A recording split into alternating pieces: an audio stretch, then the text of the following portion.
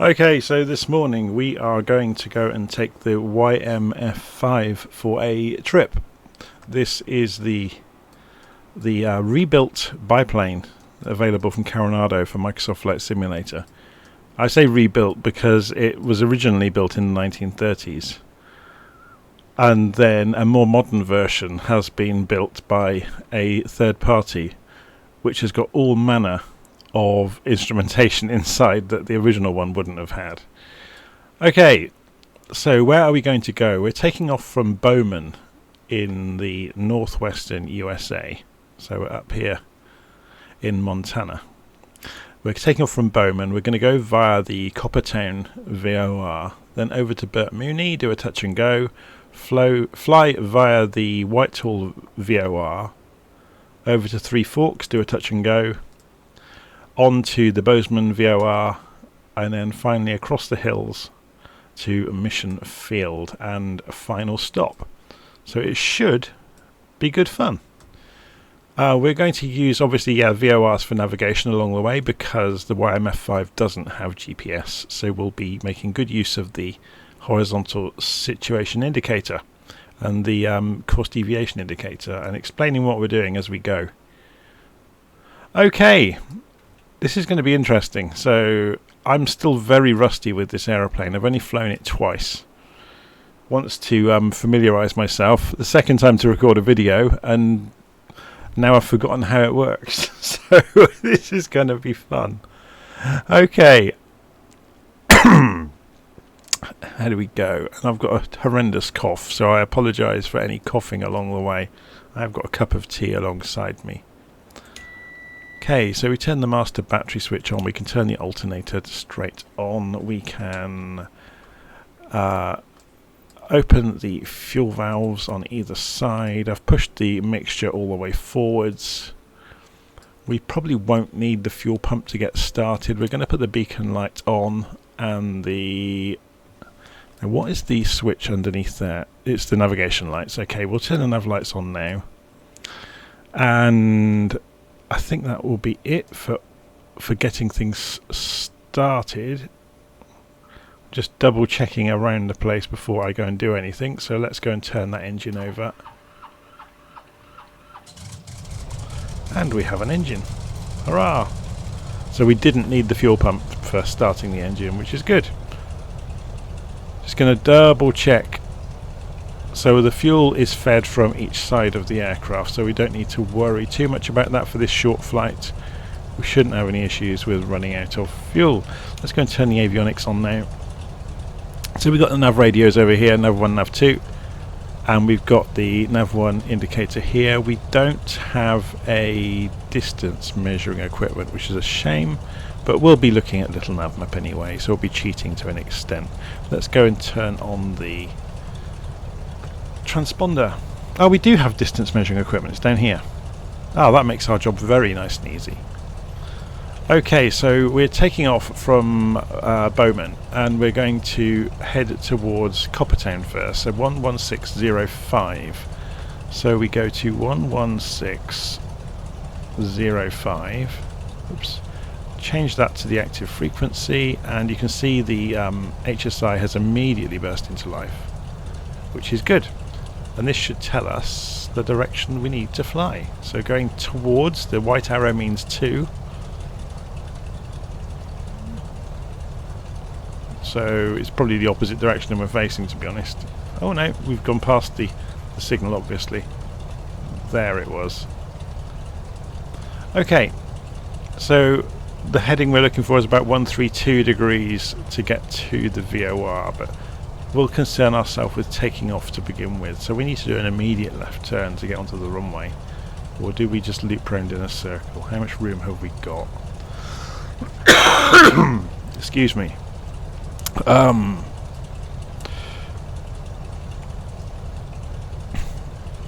Let's see. So parking brake off. Full left rudder. Ease the throttle open. Try not to chop the ground crew to pieces with the propeller. They're too busy on their phone rather than to watch a 10-foot propeller whizzing round in front of their face.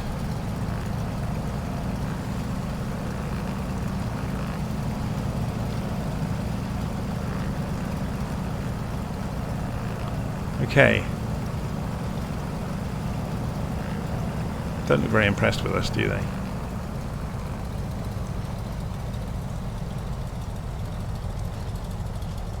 So just before we go anywhere, I haven't actually looked at the wind.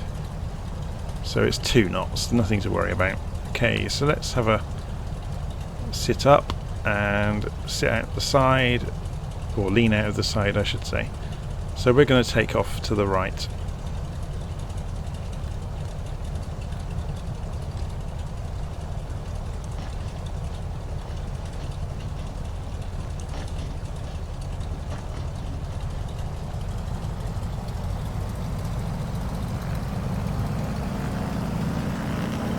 Open the throttle, wait for the tail to come up. Here it comes. Whoa! What is going on? That was dangerous. I think I had a controller misconfiguration going on. Okay, so we rotate. Flaps up. And we can concern ourselves now with climbing out. So we're holding a nice steady course just to begin with.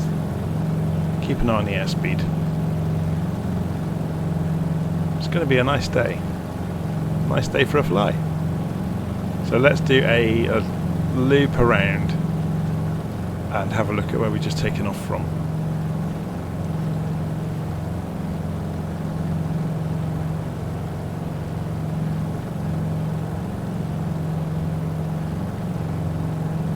So the whole trip is about 100 miles.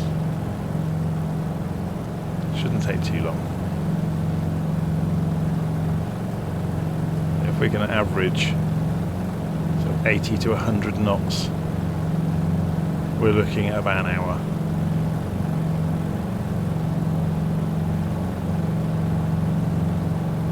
Okay, so this was Bowman, and we're going to continue our left turn over the top of the airfield. And then we'll be heading towards the first VOR, and on the distance measuring equipment we can see it's 9 miles away, and it gives us our ground speed here as well, which is quite nice.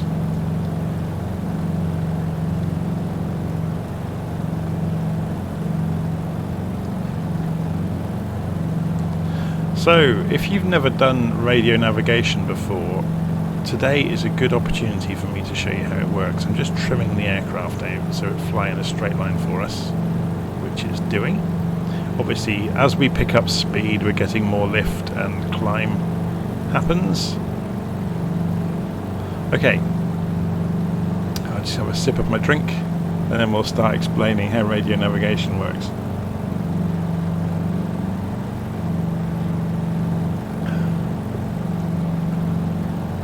Let's get LittleNavMap and open a minimal window layout so I can show you it and the sim at the same time.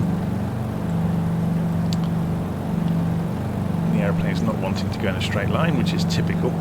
Okay, so you can see here is our 9-mile trip over to the first VOR. Yeah, the Coppertone VOR. And you can see we're flying more or less directly towards it. We are slightly off to the left of the direction that we wanted to be going. Yeah. So what this really means, this arrow, is that we can freely change this. This is the course. If we wanted to come in at 133 degrees, all we need to do is change this, and notice the CDI or course deviation indicator is moving. So that says we are actually right on 133 degrees. Yeah, right about there. So if we level up by looking at the altitude indicator, that means we're pretty much on that line. Yeah, which is not completely agreeing with the map, but we're not going to worry too much about that. If we went to the left of that 130 degree line, the course deviation indicator will sweep off to the right, meaning we are to the left of the line. Yeah? If we turn back across the course that we want to be going towards the VOR, because let's remember that was the line directly to the VOR from where we were. So we're now crossing the line, the 133 degree line into the VOR. We've only got 4 miles to go, mind. And now we're on top of the line. And now we've gone to the right of the line. Obviously, if we turn straight back towards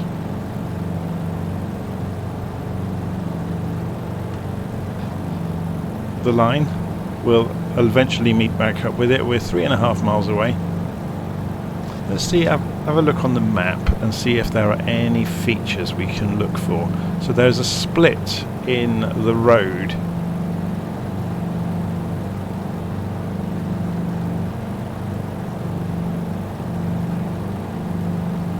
So the road comes together and then splits, and it's in the hill. The VOR beacon is up on the hill up here somewhere.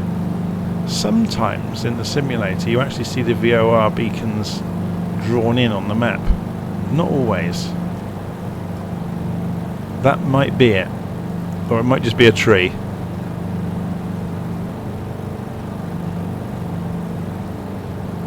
But sometimes they do, you know, you'll have a building in the rough place where the VOR station is. Okay, so you can see we're heading towards the Coppertone VOR. We want to be flying away from the Coppertone VOR on a heading of 102 degrees. So we can actually prepare that now. It doesn't matter that we're already tuned in and heading to it. This arrow, the white arrow, will flick to the other side when we fly past the VOR. So let's have a look. Are we? I think it's just got a building that's kind of a placeholder for it. You'll see the needle has swished to one side. The white arrow will flip over very soon. It will lose signal to begin with. There it goes, it's lost signal and the white arrow's gone to the far side. And then this will sweep back in, because we're back on almost the line we were on, but just the other side of the VOR.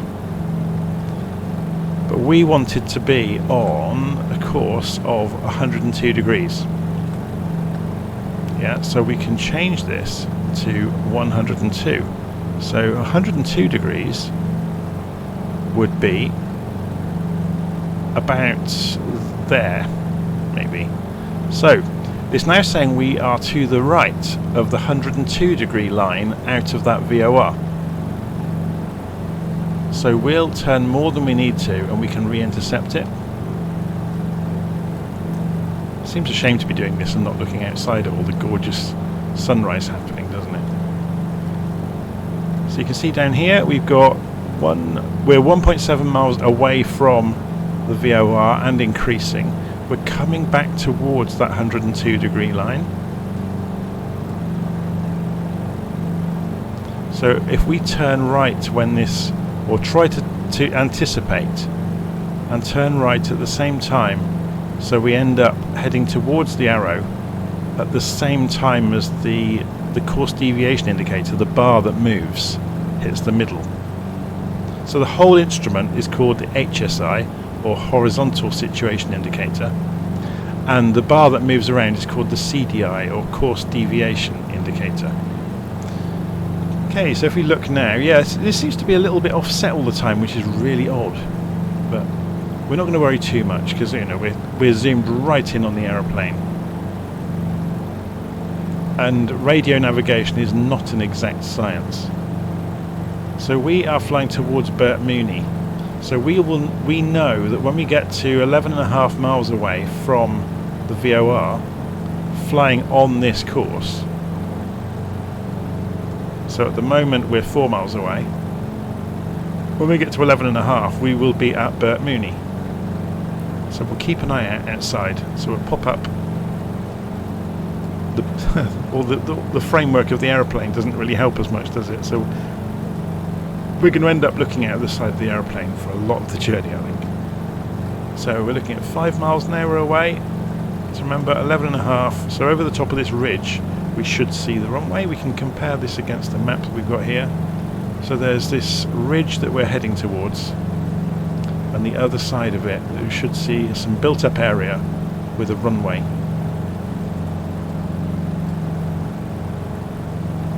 So we'll start climbing to get over the top of this ridge.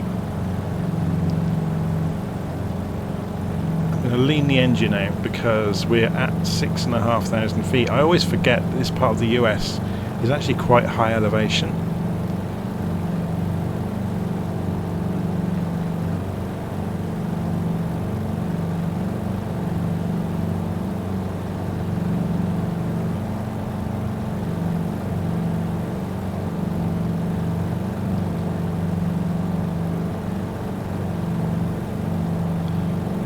We're coming up for 6.5, nearly 7 miles away from the VOR. Remember, 11.5. On this track we should find the airfield. So we can see there's that floodplain almost of where the built-up area was on the map. Let's go and have a look from outside. We should be flying directly towards an airfield. And yeah, you can see the hangars here, look.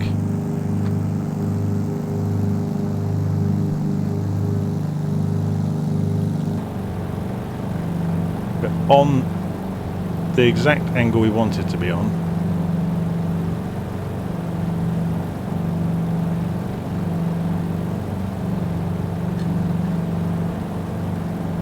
So when we get to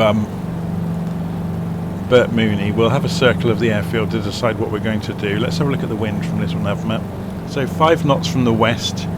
That supports really landing runway 33, so we'll enter the left pattern from this side of the airfield for runway 33. So we'll continue going the direction we're going at the moment. There's a fair amount of pausing going on. I think it's probably the simulator loading aircraft models in, maybe.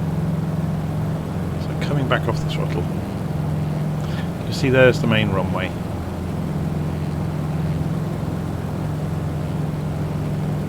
In fact, do we have air traffic control here? Nearest airport list, Bert Mooney. No, it's only got this for tuning traffic, so it's not a controlled airfield. It's a shame. You can't tune for the tower. Okay, so now we're going to fly the reciprocal of the runway, so we're going to turn to 150 degrees.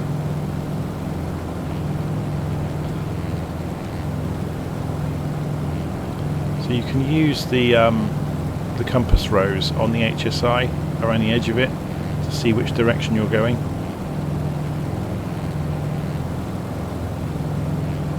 So we're now flying the opposite of the runway direction, and we can level up on the attitude indicator. And there's the runway over there. We're going to turn in and do our touch and go. So back to 50% throttle.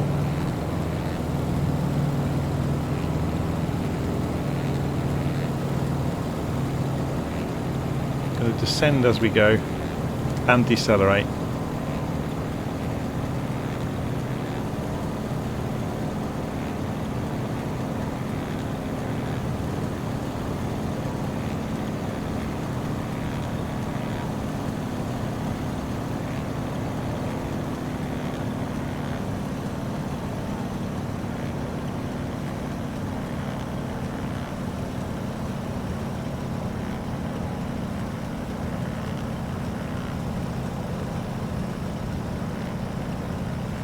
Okay, we're a bit high, so what we're going to do is side slip us back towards the runway, and side slipping causes the wings to not work as efficiently because they're not hitting the air straight, so you lose a lot of lift and the aircraft becomes incredibly inefficient through the air, so you lose some speed as well. Let me come back off the rudder. touch back down.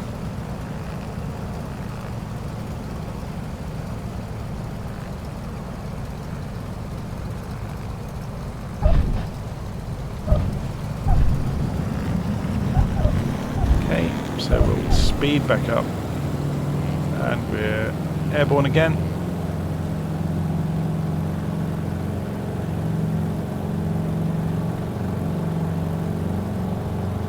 And we concern ourselves now with the next VOR, so we'll just hold it steady,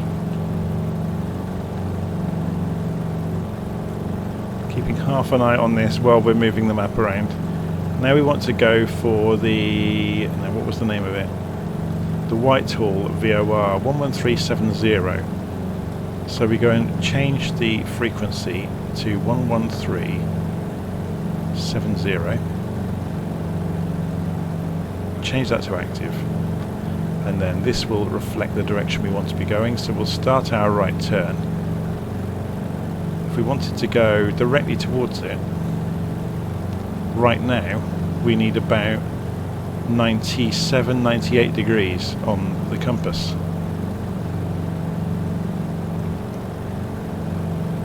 Which does mean we have to clear this hill. So what we could do is fly a little bit along the hill and then come back onto the track. So let's see what it said on the map that the direction is. Yeah, 100 degrees. I said about 98, didn't I? So the track the map says is 100 degrees.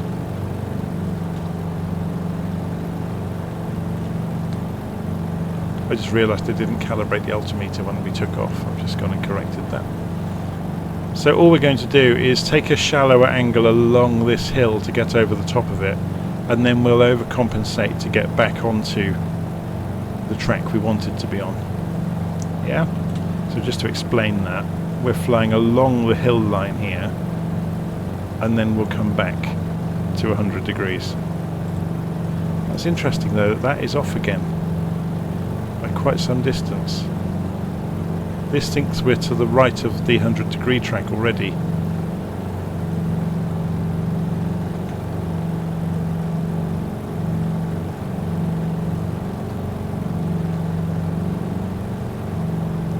East is 90. It's very strange that it's doing it the way it is. I'm just going to pull the heading bug around, even though it doesn't really have a bearing on this aircraft. There is no autopilot, so.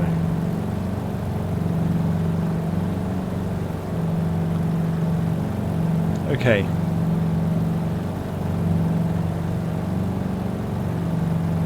So we turn left. So we overcompensate and we come back towards the route we wanted to be on. And then we can enjoy the scenery while we're flying along over the hills.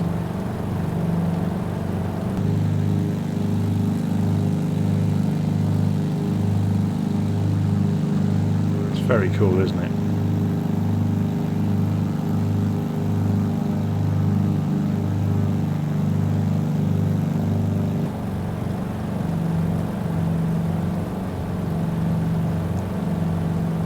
Okay, so we have got 11 miles to go until we get to the VOR.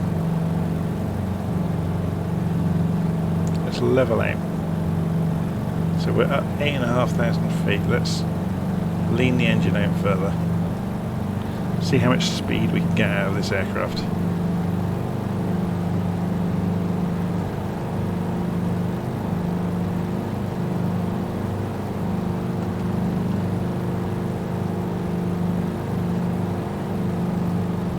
Trimming the ailerons and the elevators to try and get us for a level flight without the wings starting to roll at all.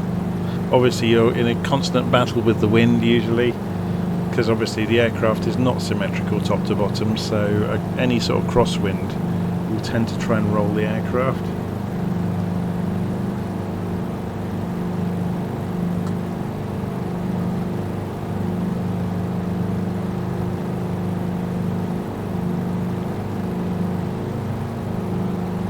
Descend back down to a couple of thousand feet over the ground.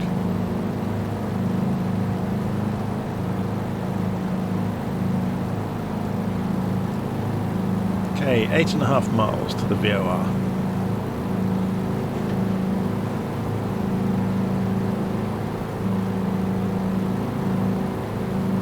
It's always quite cool to look out of these planes and watch the trees and stuff whizzing past underneath.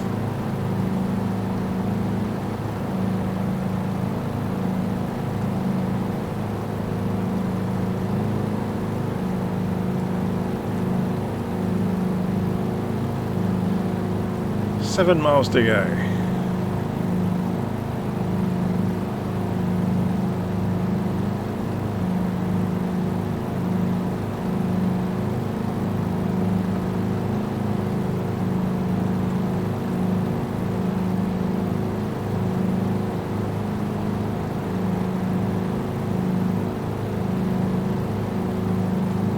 Now I do wonder if this gauge is actually misaligned looking at the difference between the map and what the gauge is showing.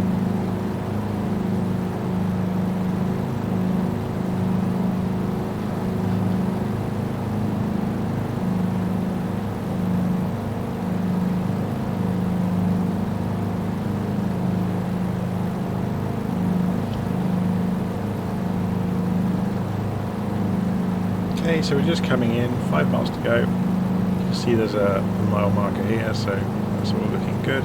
So when we leave the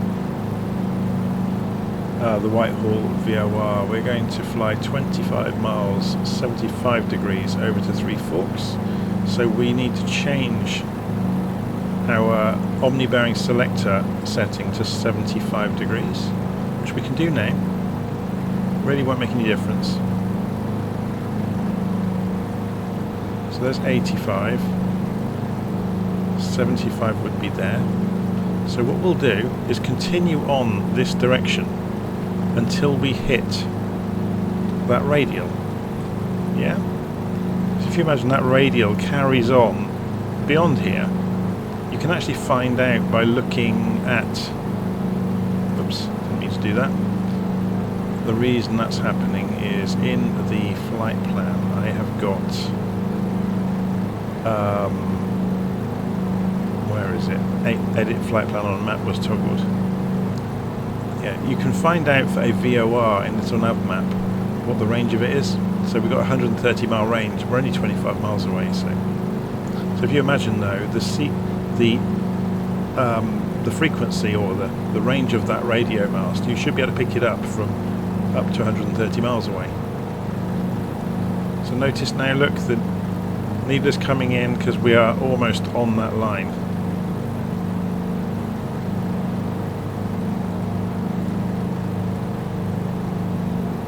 So we just need to chase the needle basically for the next 25 miles. Well, we're still a mile to go, so 26 miles.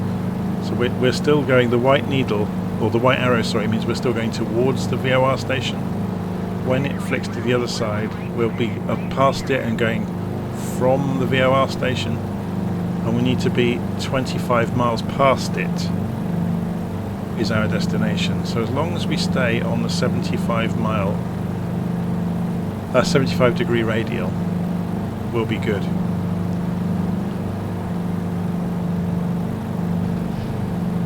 Notice how fast the needle just moved. Look, we've lost the signal and we've reacquired the signal, and the white arrow has flicked to the other side. And here it is coming back in again, look, as we near the line. So if we steer towards it gently,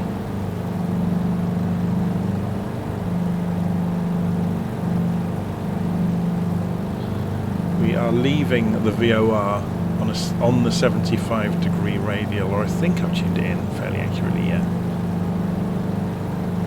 So then we just stay on it, and we should see the next airfield at 25 miles, yeah? Because 25 miles at 75 degrees is the Three Forks airfield. Yeah, this is agreeing a lot more with what we saw earlier. It's still not perfect.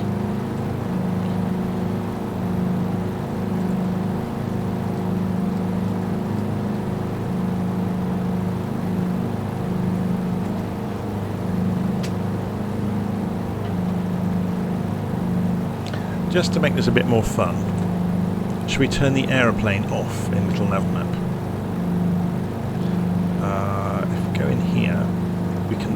not show the user aircraft. And we can we erase the trail? Delete trail. So we don't know where we are now. All we have to go on is the map, which is much more fun. We are tuned in to this VOR 113.7. We are flying 75 degrees away from it, and we're looking for 25 miles.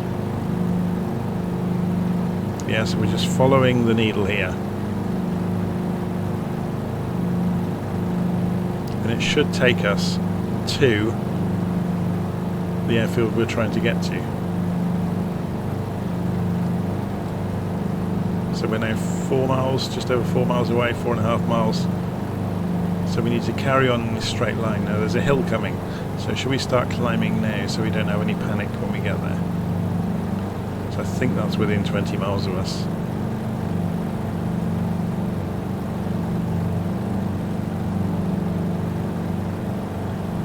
Just gently climbing about 400, 500 feet a minute.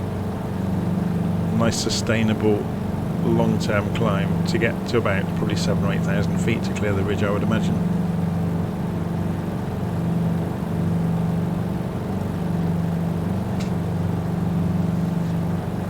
I mean, we could deviate to the right and go through the gap,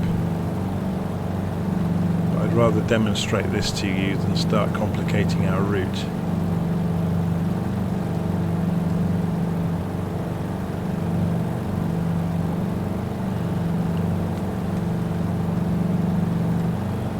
Some of these villages we're passing over. I mean, you can look at the, you know, the places along the way and figure it out. So we should be going over Cardwell, I guess, which is going to be this town here. But you can see there was a gap in the hills. It's difficult to see on this elevation plot. I'm guessing the gap in the hills is over there.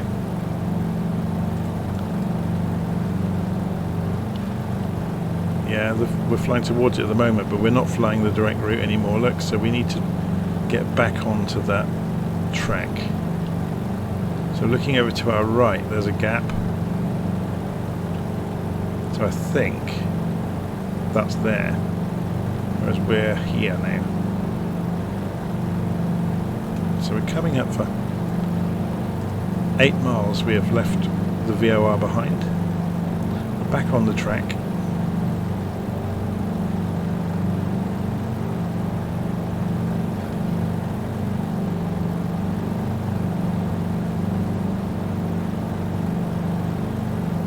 Have a look from outside while we're flying along. It's a gorgeous aeroplane, isn't it?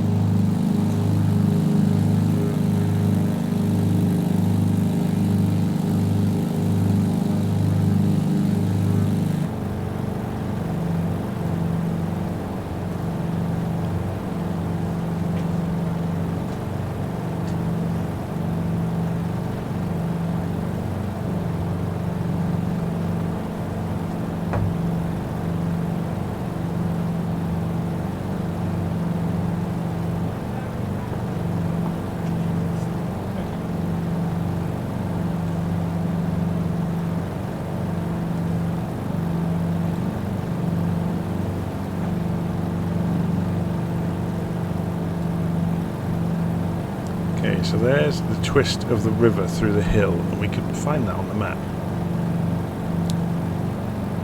It's here, isn't it? So we are probably a little bit south than we thought, but it's not going to be a major issue. We just stick to our guns of staying on the track.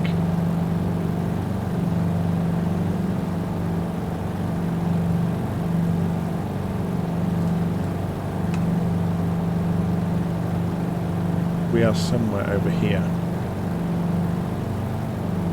just about to pass the ridge line. So we're up here probably. Oh, this is still drawing. That's exactly where we are. I thought I told that not to draw. Don't show the aircraft. There we go.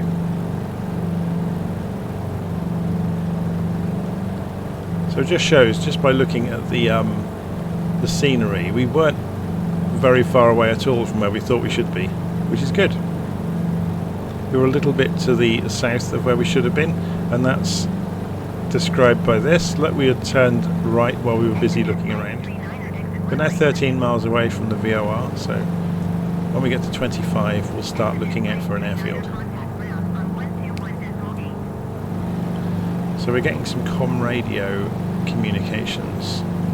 So what I'm going to do, just to quieten that up, is switch the comm frequency.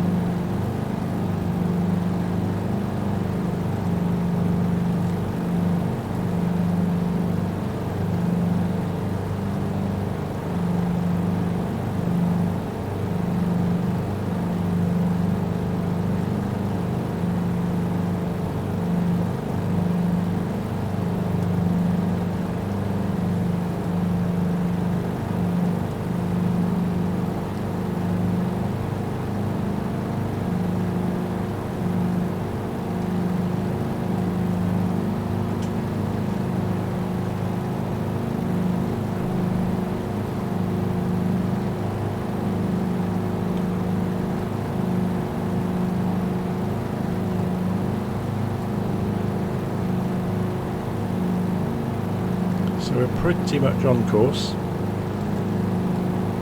15 miles, so 10 miles to go until we get to the airfield.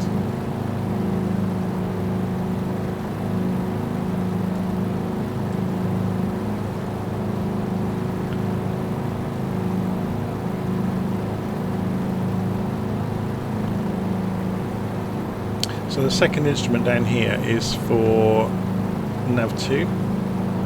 So we could tune in nav2 because we'll probably be able to already. 11240 is Bozeman, so let's try it. 11240. Switch it to active and you'll see this come to life. Yep, there it goes. It's an older version of the same hardware. So it's saying basically that Bozeman is at 80 degrees from us, wherever we are at the moment. So the nice thing about that is we can take the reciprocal, which would be 260 degrees. So you could mark from here and say measure distance from Bozeman at 260, and you know that we are on that line somewhere. Yeah?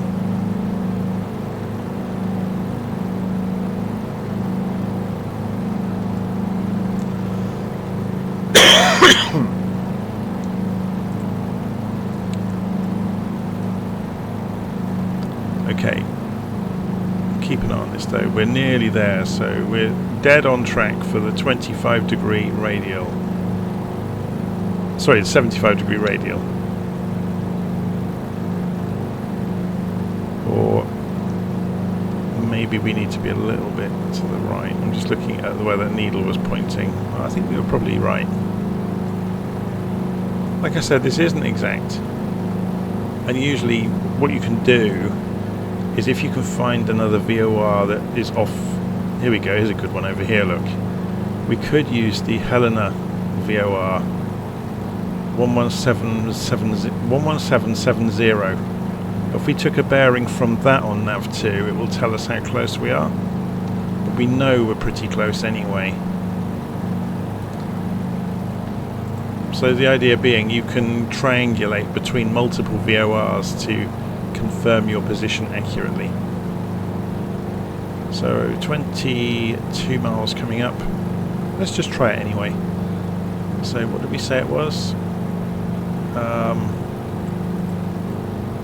11770.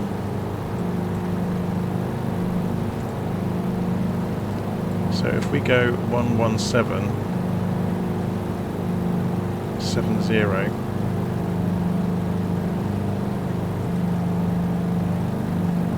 and then, yeah, we might be too far away. Yeah, the needle hasn't come to life. Or might be obscured by the hills. So it might come and go. If we were at higher altitude, we might be able to pick it up. Anyway, we're only a couple of miles away from the airfield. So what we can do now is have a look for it.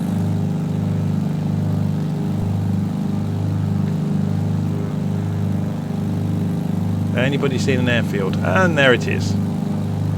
Yeah, so the radio navigation got us in the ballpark for the airfield. So we know we were heading towards Three Forks. The wind is, so we want runway 21. So runway 21 is going to be the far end based on our direction towards the airport.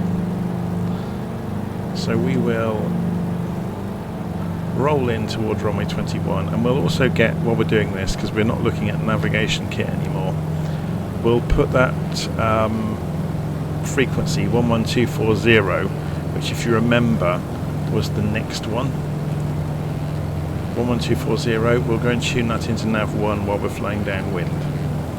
So 11240, and we'll switch that to active. And this will flick over to use it, and that will then tell us the direction from here, but we can refer to our map and say we actually want to fly into it at 96 degrees. It doesn't matter how we fly into it, so that would be the 96 degree track about there. Okay, let's have a look at this runway.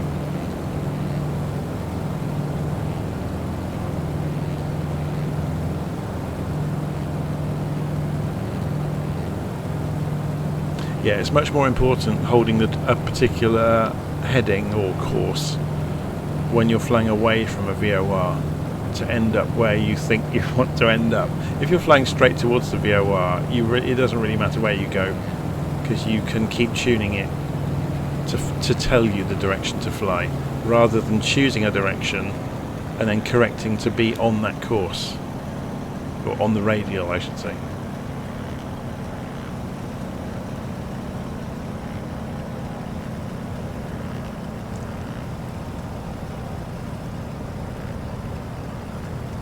Okay, so we're just getting ready to scoot out of the side again.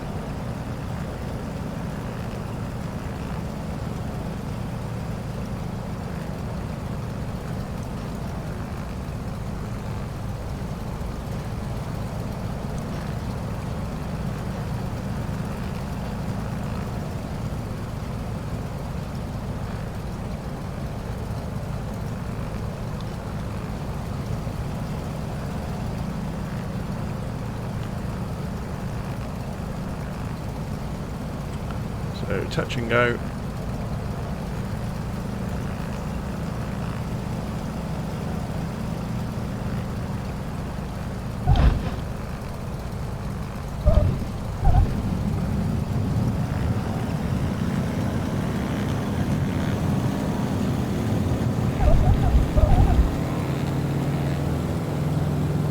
And we're away again.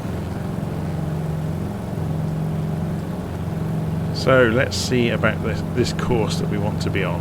So we turn left, then we overcompensate to come back onto the radial we want to be on into the next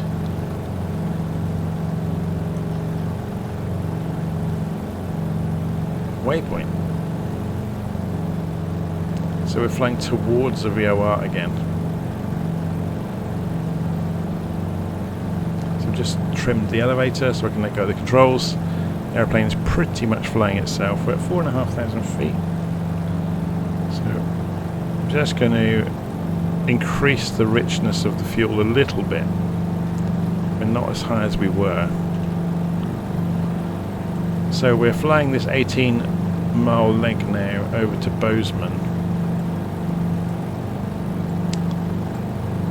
And then we'll have some fun flying through the mountains on the way out of Bozeman, but remember, we'll always have that radio course to follow. We may lose it on the far side of the hills though. That's the only risk, so we'll wait and see. Now, did we ever pick up a signal on nav2? We didn't, did we? That was on 11770. So what was the range on the Helena? VOR. It was supposed to be 130 miles. It may have just been too far. Or maybe there was obstruction. Whoops, we're busy rolling away from the course look and deviating to the right of the course.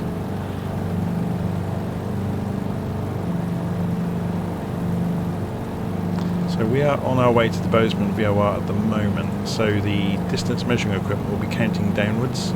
15 miles to go.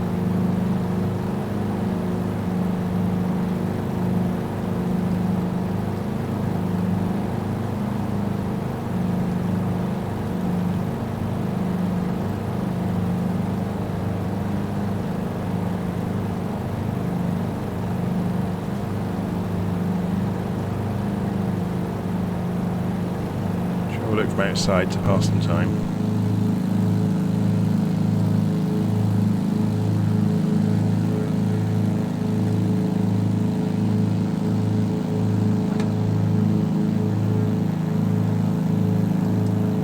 It's really nicely modelled, isn't it?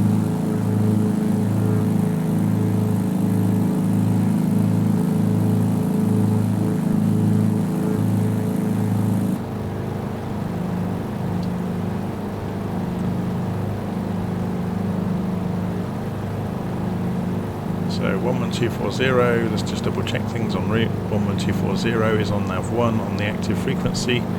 We are just to the left of the 95 degree track.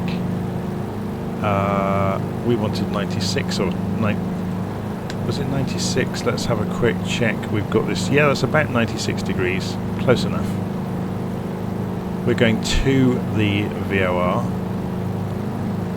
Makes sense, and the numbers are ticking down, so 12 miles to go until we get to the VOR. This is going to be a difficult one to miss because the Bozeman VOR is at the Bozeman Yellowstone airfield, so we'll overfly Bozeman Yellowstone.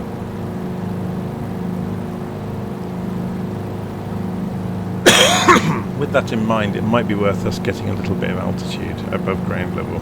So just out of interest, what elevation is Bozeman at? 4,000 feet. So we probably need to be at about 7.5 to avoid annoying anybody. So let's just climb a little bit.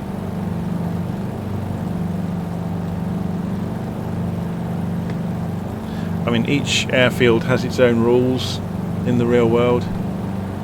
I think this one's going to have a control tower. So there would probably be a restriction if we had the plate to look at of not overflying it, but we're in a simulator, we can do what we want.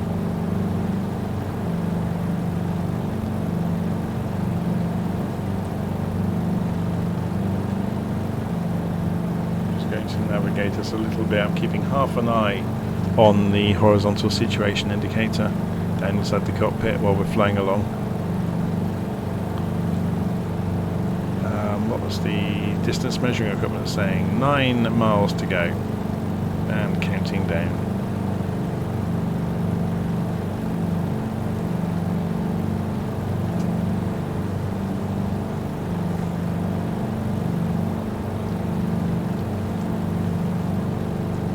We're quite a long way off the track now, so I'm just doubling back across to get onto the course we want to be on.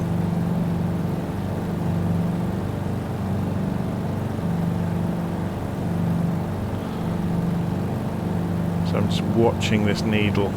So we're effectively intercepting that 96 degree radial from the VOR station behind us, or sorry, ahead of us.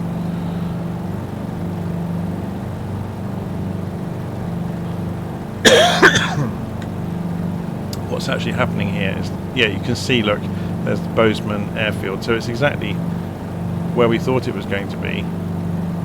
The VOR is on the left side of the airfield from our perspective here. So we're just coming back across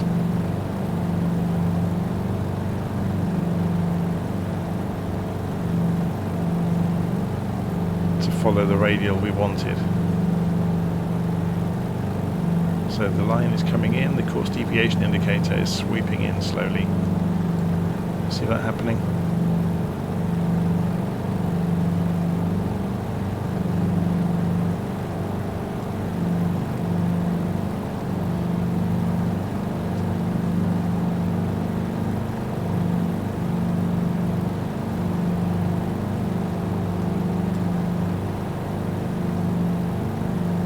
Just looking at this system of roads down here and rivers.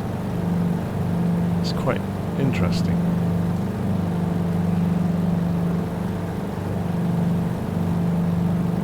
Okay, so now we make our turn and we're back on the 96-degree track towards the beacon, which is, as we know, is on the far side of the airfield.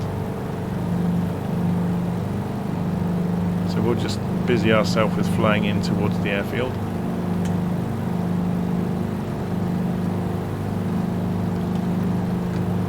And we can go and have a look at the map and see where we're going next. So it's the final leg after this. So we leave Bozeman. It's going to stop us from climbing now. We leave Bozeman on a track of 88 degrees, which we can already do. So we can prepare for it already. So that would be 90. So all we do in this case is keep flying in a straight line until the course deviation indicator comes in, and then we'll be on the 88-degree track. So I'm just going to make sure this is in the right setting. So I think that's probably about right.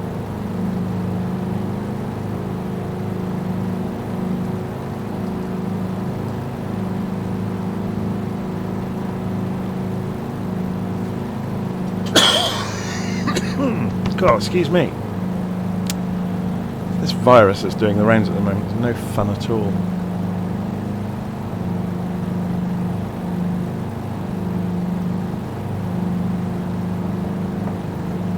Okay, so let's look at the outside view. We should see an enormous airfield coming up beneath us.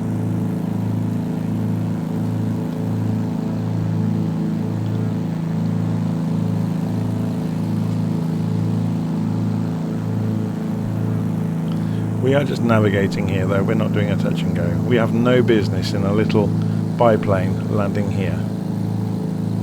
Well, quite an impressive car park though, haven't they? As I said earlier, in the real world you would not be flying into here. And you wouldn't be overflying the airfield. You'd be going around it.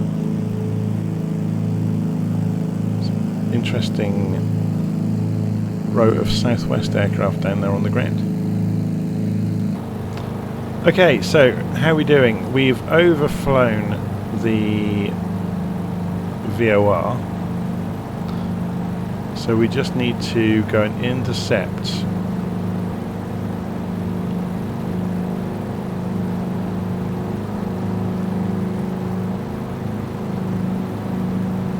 the direction here. So we're now flying for the next 30 miles through the hills. Our only risk is going to be once we get past these peaks, we may lose radio signal. So should we see if we've got another way of getting to Mission Field? Yes, Mission Field has its own VOR. Yeah, so we can tune that in and see if we can pick it up. We might not get it yet. 11610. So what we'll do is put that on nav2. 11610. We'll switch that to active, and it's come alive straight away. So apparently these radio signals can go around corners. In reality, radio signals are complicated. They can bounce off of layers of the atmosphere, and someone who's a radio ham would be able to tell you all about how that happens and how different frequencies do it better than others. But that's how long wave gets around the world. It bounces off the ocean and the layers of atmosphere to continue on around the curve of the Earth. Obviously it loses signal strength as it does so. So we can tune this in and fly directly. So if we fly 95 degrees we will fly directly to the VOR, and this will guide us home basically. So we can do that from here really. So we could do the same on Nav1 and not worry about looking behind us of what track we're on. Yeah. So we're going to go and tune 116.1 on Nav1 as well. And that's telling us how to get there. So we don't need to worry about a particular track. We say we want to go 95 degrees. Notice Nav1's instrument is an HSI, so it rotates because it's like a combined compass, whereas this one doesn't. Yeah, so the needle will just move. So the compass rose around Nav2 is purely for the omni-bearing selector. It doesn't have a needle that you're turning.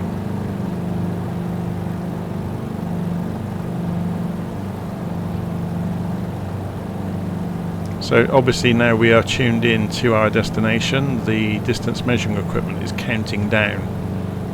So 24 miles to run. But we need to get through these hills.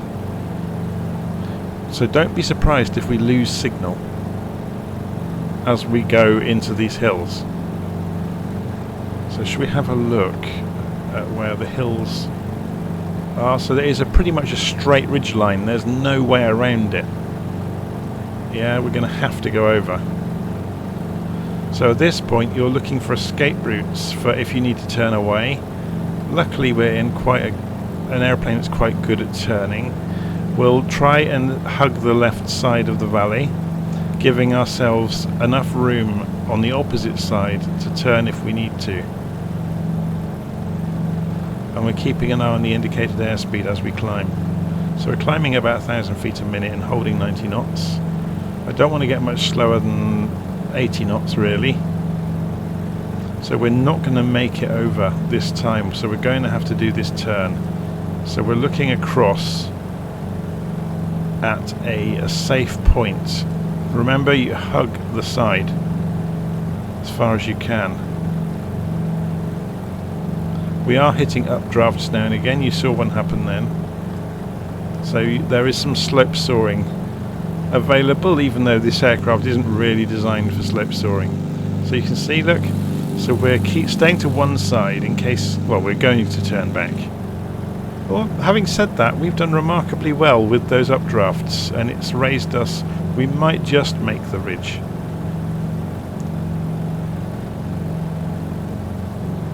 I don't think so. Look, we're losing airspeed as we get closer to the ridge, so we're going to turn away from it and circle. This is why we stayed to the left side, and we've got all this room to play with.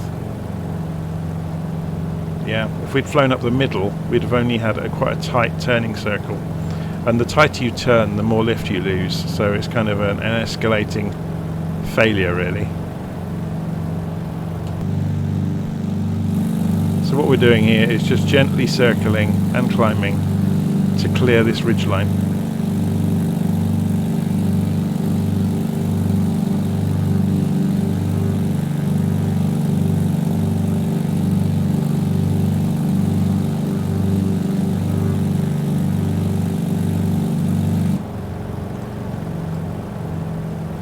Nearly there, and then we can continue to pursue the direction into the destination. Oh dear, the throat's getting worse, it's all the talking.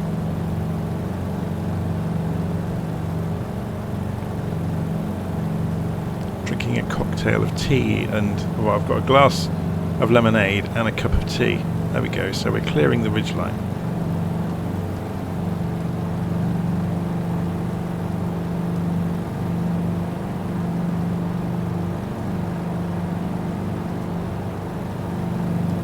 And we can descend down now.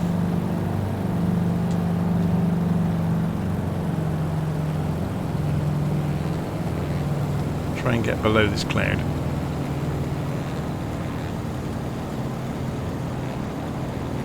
So we can at least see where we're going.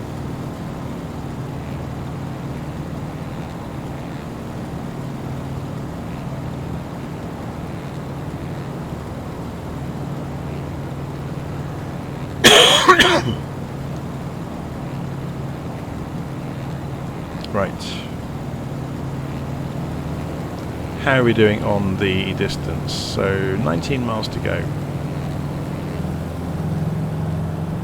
I'm not going to descend too much because you can see there's another ridge coming.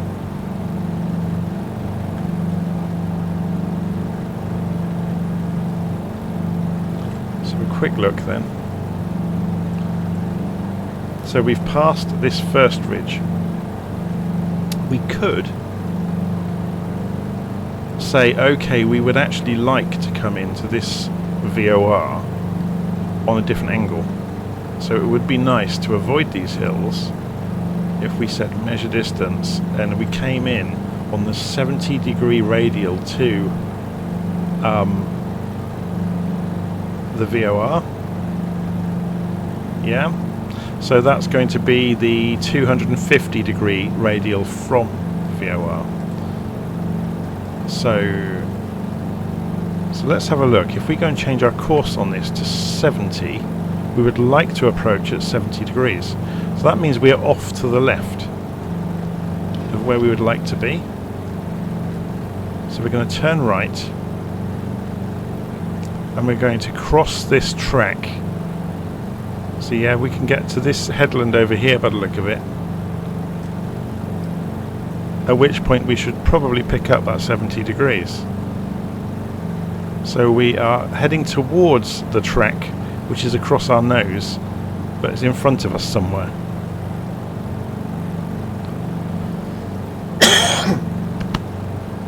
Oh dear, too much talking in one day. I think after I finish this flight I'm going to go and quietly sit and read a book. I've actually been signed off work today because I couldn't do meetings and stuff because I just kept coughing.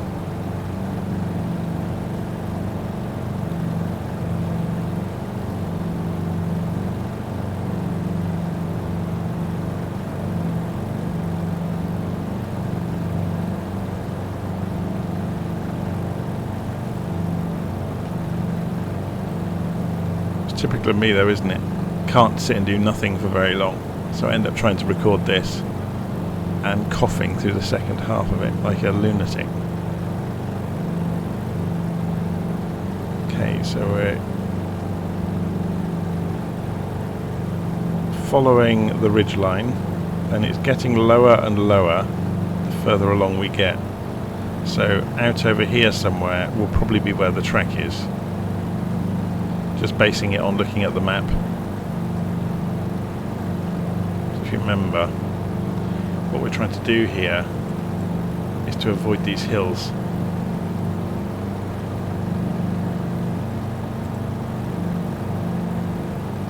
So we're flying towards that 70-degree line,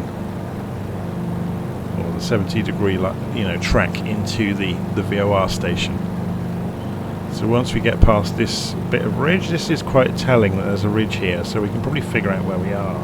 I bet we're here. Yeah, just looking at the shape of this ridge, I bet we're on this hillside about here.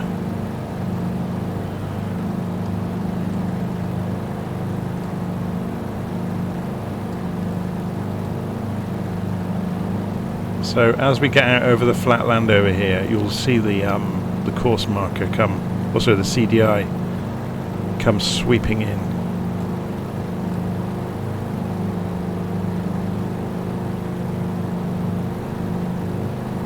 We are now 12 miles away from our destination, so that gives us another helper. So that was 16, so if we say measure again, and we know we're about there. Yeah, in that neighbourhood. And here comes the CDI.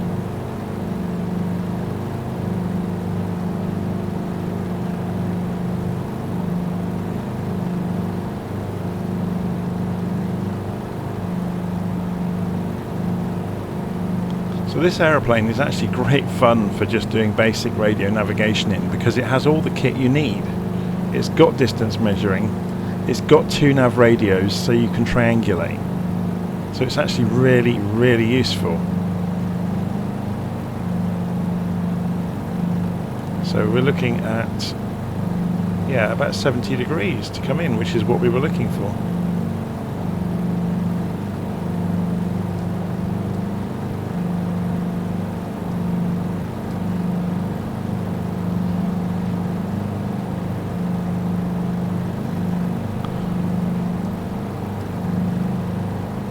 10 miles to go. So let's start descending. When we get to the destination, of course, when we start descending, we start accelerating, which generates more lift and the nose comes up.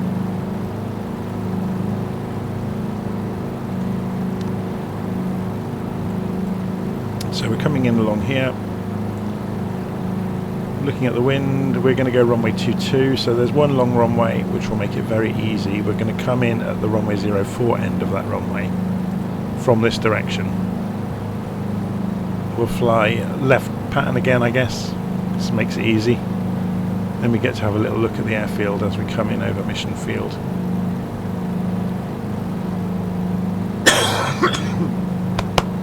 Oh dear me, will I make it to the final airfield? Hopefully.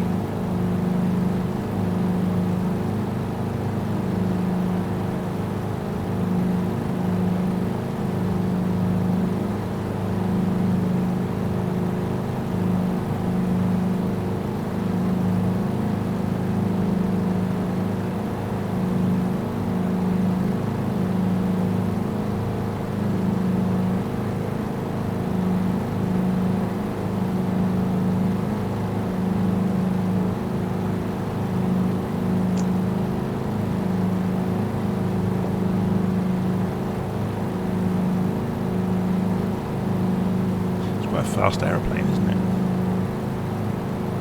It's a shame there's no wind noise when you put your head out from behind the cowl. That would be really the finishing touch, wouldn't it? Oh dear, I'm getting worse and worse, aren't I think we can see a runway.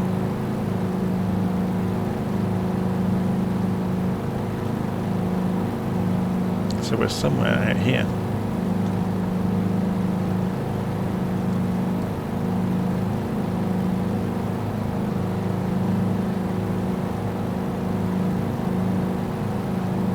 Four miles to run. Yep, we have hit the destination on the head, as it were. But it's like I said, flying towards a VOR station is not difficult. Flying away from it is more difficult because any small variance is going to be magnified the further away you get from the VOR. See, that's why it pays to triangulate if you're doing long legs away from VOR stations, because at least then you can take reference readings from several stations to hopefully pinpoint where you are. And we've got a beacon out in the distance. So this is okay. This is the main road. This wasn't the runway. The airfield's over there. Okay, that makes more sense. Or does it? Let's have a look from outside. So we have there's the runway.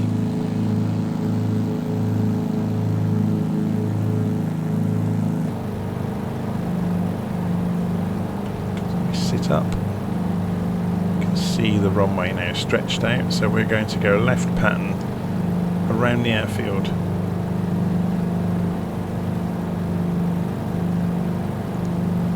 And then a roll up to parking up here somewhere.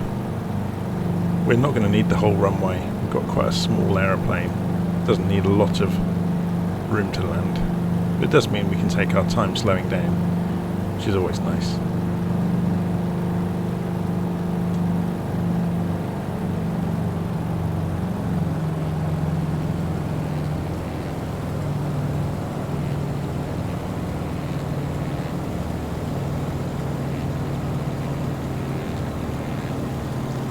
Looking for 40 degrees on the compass, so we can move the marker to give ourselves a reference of the reciprocal runway direction.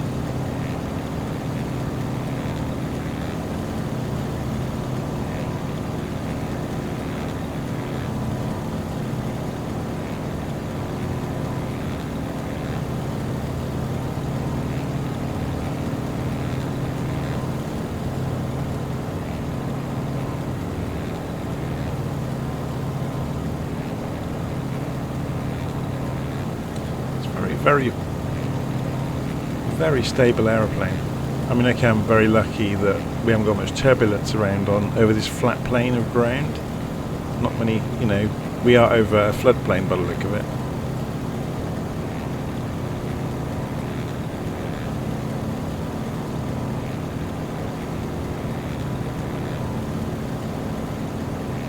It's interesting, there's a difference in shade around here, look, between the different qualities of scenery.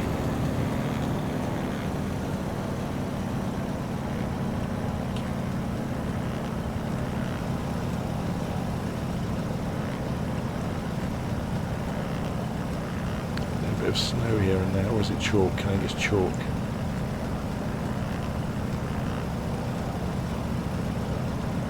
Either that or the biggest golf course in the known universe. Not really worried about hitting the markers, as I said. It's a very long runway and we want to get to the far end of it.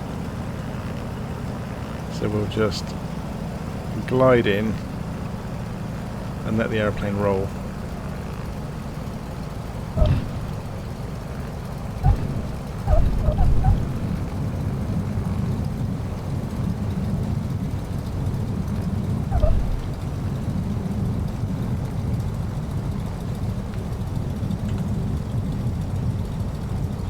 Look out the other side.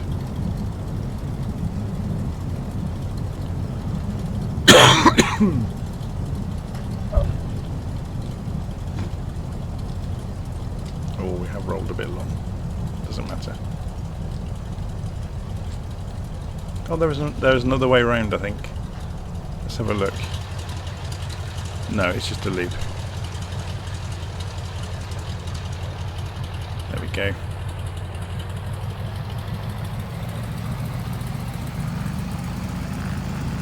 Oh, of course, now I've locked the tail wheel. That was clever of me, wasn't it?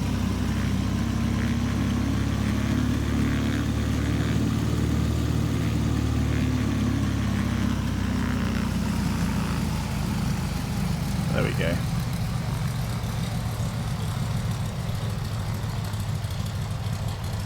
Whoa. Ground loop. Schoolboy error. Oh, that was funny. At least we did it very slowly on nice smooth tarmac, so we didn't damage anything.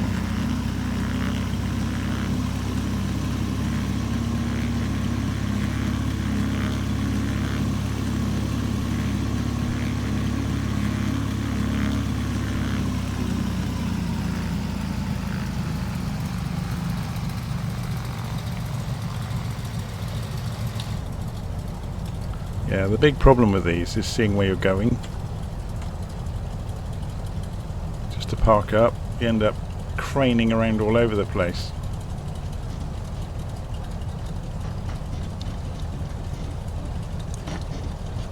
I think we'll maybe go around the back of the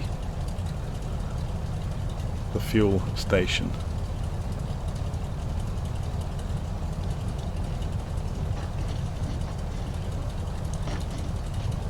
And park over in the far corner, away from everybody.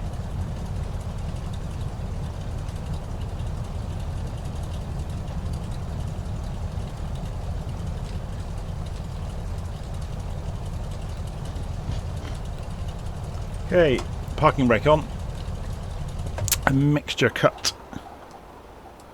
and we can go and start turning things off. And fuel pump was off, avionics can come off, ignition can come off, we can lock out the fuel again, and we're pretty much done. So there you go, that was the YMF5. It's a very, very nice aeroplane. And we saw all sorts of radio navigation antics there, which are perfect for this aeroplane because it's got the avionics suite to do it. So we flew, just as a bit of a